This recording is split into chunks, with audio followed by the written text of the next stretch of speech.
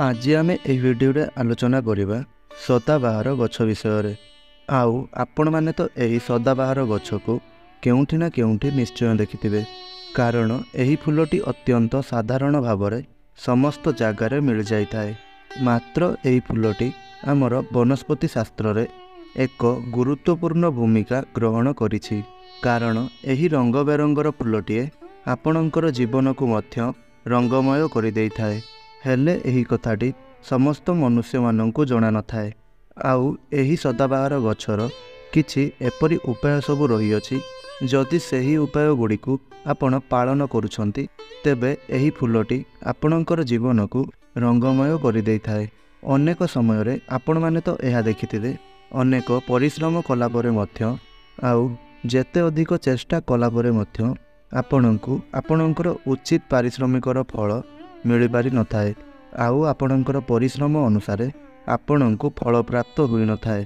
तेबे एहीपरि परिस्थिति रे जदि आपण एही फूलर प्रयोग करी किछि उपाय को आपण अवलंबन करुछंती तेबे सुई रहिथिबा भाग्य साथ देई थाए। एहा सहित आपणकर परिश्रमर फल निश्चिंत भाव में प्राप्त होई थाए। जेतेबेले आपणक जीवन रे एपरि किछि होई थाए, आपण बहुत अधिक परिश्रम कला परे भी मध्य परिश्रम अनुसार सठिक फल प्राप्त होई न थाए, सेतेबेले बेले बेले आपणक जीवन रे किछि एपरि मूड सबु आसी जाई थाए, जेउथिरे आमे भाबिबाकु लागि थाउ आमे जेउ कार्य करूछंती ताहा आमको छाड़ी देबा उचित। एहीपरि प्रायतः समस्तक जीवन रे केबे ना केबे निश्चय आसीथिबो। एही भली परिस्थिति रे केवल एही फूल आपणकर साहाय्य करिपारिबो एवं आपणक जीवन रे एही सबु समस्या गुड़िकु ताहा मध्य आपणक जीवन से दूर कराई पारिबो। एही सदाबाहार फूल द्वारा करा जाउथबा किछि छोट छोट उपाय आपणकु एही परिस्थिति रु मुक्ति कराई पारिबो। तेबे जदि आपण कौनसी प्रकारर धनजनित समस्या रे, करज जनित समस्या रे किंबा दारिद्र्य भली कौनसी एपरि समस्या रही अछि, तेबे एही फूल आपणकु सेही सबु समस्या रु बंचिबार उपाय निश्चय देखाइबो। तेबे बंधुगण, एही वीडियो रे आपण सदाबाहार फूल को नहीं चारोटी मुख्य मुख्य उपाय संपर्क में जानिबाकु पाइबे। जेउ उपाय गुड़िकु जदि आपण विधि विधान सहित करि नेउछंती तो तेबे निश्चिंत भाव में आपण यार शुभ फल को प्राप्त करि परिबे। ता पूर्वरु आपण माने एही वीडियोटी को शेष पर्यंत निश्चय देखंतु। कमेंट बॉक्स रे जय माता लक्ष्मी लिखि वीडियोटी को गोटिए लाइक करि दियंतु। सदाबाहार फूलटी दुईटी रंगर होइथाए, गोटिए धला रंगर होइथाए, गोटे हल्का गुलाबी रंगर होता है। एथिमध्यरु धला रंगर सदाबाहार फूलटी को माता लक्ष्मींकर स्वरूप बोली माना जाए। जदि आपणक जीवन में किछि धनजनित समस्या रही तेबे आपण धला रंगर सदाबाहार फूल को नहीं भोलाशंकर को अर्पण करने द्वारा ताहा सबु आपणक जीवन दूरे थाए एवं राहुकेतु जनित दोष गुड़िक खंडन होता है। शनि दोष जदि आपणक कुंडली रे रही थाए ताहा मध्य आपणकर दूर हो जाए। प्रथम उपायटी है आपणको प्रथमे धला रंगर गोटे सदाबाहार फूल आनिबार अछि एवं शुक्रवार दिन आपणको एही उपायटी करिवार अछि। धला रंगर सदाबाहार फूल आपणको सूर्यास्त परे तुली करी आनिबार अछि। आपण 21टी किंबा 27टी फूल आनिबे। 21टी फूल पई अलगा उपाय एवं 27टी फूल पई अलगा उपाय। जदि 27टी फूल आनिछंती तेबे ताकू नहीं निजर पूजा घर को जातु एवं प्रथमे गोटे शुद्ध देशी घीर दीप जलांतु। सेथिरे गोटे लंबार बलिताटिए दियंतु, तले गोटे लाल कपड़ा बिछाई दियंतु। आउ सही 27टी फूलर गोटे माला प्रस्तुत करंतु। मने रखंतु आपण कदली पटुआरे बांधी करी माला प्रस्तुत करिवे। सेथिरे आपण सूतार प्रयोग करिवे नाही। सही माला को धरी आपण 27 थर माता लक्ष्मींकर बीज मंत्र को जप करी तापरे सही मालाटी को नहीं माता लक्ष्मी को अर्पण करदेवे। जदि आपण 27टी फूलर माला बनईछंती तेबे आपण 27टी चाउल नेबे। आउ जदि 21टी फूलर माला प्रस्तुत करिछंती तेबे आपण 21टी चाउल नेबे।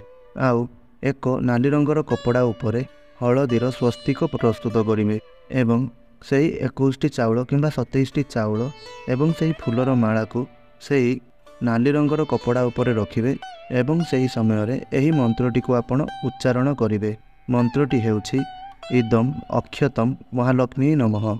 ଏହି ମନ୍ତ୍ରଟିର ଆପଣ ଉଚ୍ଚାରଣ କରିବେ। ତାପରେ ସେହି ସବୁକୁ ଏକ ପୁଟୁଳି ପ୍ରସ୍ତୁତ କରିଦିଅନ୍ତୁ ଏବଂ ସେହି ପୁଟୁଳିଟିକୁ ନେଇ ଆପଣ ଯେଉଁଠାରେ ଧନ ରଖୁଛନ୍ତି ସେହି ସ୍ଥାନରେ ରଖିଦିଅନ୍ତୁ। ଏହି କଥାର ମନେ ରଖନ୍ତୁ ଯେ ଆପଣଙ୍କୁ ଏହି କାର୍ଯ୍ୟଟି ରାତିରେ କରିବାର ଅଛି, ଆଉ ଆପଣ ଏହି ଉପାୟଟିକୁ ସୂର୍ଯ୍ୟାସ୍ତ ପରେ ଯେକୌଣସି ବି ସମୟରେ କରିପାରିବେ। ଏହି ଉପାୟଟିକୁ କରିବା ଦ୍ୱାରା ଆପଣଙ୍କ ଜୀବନରୁ ଧନଜନିତ ସମସ୍ୟା ଗୁଡ଼ିକ ଦୂର ହୋଇଯାଇଥାଏ। ଯଦି 21ଟି ସଦାବାହାର ଫୁଲରେ ଏହି ଉପାୟଟିକୁ କରୁଛନ୍ତି, ତେବେ ଆପଣଙ୍କୁ 5ଟି ଶୁକ୍ରବାର ପର୍ଯ୍ୟନ୍ତ ଏହି ଉପାୟଟିକୁ କରିବାର ଅଛି। ଆଉ 27ଟି ଫୁଲର ମାଳା ପ୍ରସ୍ତୁତ କରୁଥିଲେ ଆପଣଙ୍କୁ 4ଟି ଶୁକ୍ରବାର ଏହି ଉପାୟଟିକୁ କରିବାର ଅଛି। ଶେଷ ଶୁକ୍ରବାର ଦିନ ଆପଣ ସେହି ପୁଟୁଳିଟିକୁ ନେଇ ଆପଣଙ୍କ ଗୃହର କୌଣସି ଏକ କୋଣରେ ତାକୁ ମାଟିରେ ପୋତି ଦିଅନ୍ତୁ। ଏହି ଉପାୟକୁ କରିବା ଦ୍ୱାରା ଆପଣଙ୍କ ଗୃହରେ ସ୍ଥାୟୀ ଲକ୍ଷ୍ମୀଙ୍କର ବାସ ହୋଇଥାଏ, ଯାହାଦ୍ୱାରା ଆପଣଙ୍କ ଗୃହରେ କେବେ ବି ଧନର ଅଭାବ ହୋଇନଥାଏ ଏବଂ ଆର୍ଥିକ ସମସ୍ୟା ଆପଣଙ୍କ ଘରେ ଦେଖାଦେଇ ନଥାଏ। ଦ୍ୱିତୀୟ ଉପାୟଟି ହେଲା ମନସ୍କାମନା ପୂରଣ କରିବାର ଉପାୟ। 9ଟି ଗୋଲାପୀ ରଙ୍ଗର ସଦାବାହାର ଫୁଲ ଆଣିବେ ଏବଂ ସାଥିରେ ଗୋଟିଏ ତମ୍ବାର ପାତ୍ର ନେବାର ଅଛି। ଏହି ଉପାୟଟିକୁ ସୋମବାର ଦିନ ମଧ୍ୟ କରିପାରିବେ। ସୋମବାର ଦିନ ଗୋଟିଏ ତମ୍ବାର ପାତ୍ରରେ ଜଳ ପୂର୍ଣ୍ଣ କରିନିଅନ୍ତୁ। ସେଥିରେ 9ଟି ଗୋଲାପୀ ରଙ୍ଗର ସଦାବାହାର ଫୁଲ ପକାଇ ଦିଅନ୍ତୁ। ସେହି ଲୁଟାକୁ ନେଇ ଶିବ ମନ୍ଦିରକୁ ଯାଆନ୍ତୁ ଆଉ 108 ଥର ଓମ୍ ନମଃ ଶିବାୟ ଏହି ମନ୍ତ୍ରର ଜପ ସେହି ମନ୍ଦିରରେ କରନ୍ତୁ। ଆଉ ସେହି ଜଳକୁ ଭଗବାନ ମହାଦେବଙ୍କର ଶିବଲିଙ୍ଗ ଉପରେ ଅର୍ପଣ କରି ନିଜର ମନସ୍କାମନାକୁ କୁହନ୍ତୁ। ଏହାଦ୍ୱାରା ଆପଣଙ୍କର ମନସ୍କାମନା ସବୁ ନିଶ୍ଚୟ ପୂରଣ ହୋଇଥାଏ। ଏହି ଉପାୟଟିକୁ ଆପଣ ଲଗାତାର 5ଟି ସୋମବାର ପର୍ଯ୍ୟନ୍ତ କରନ୍ତୁ।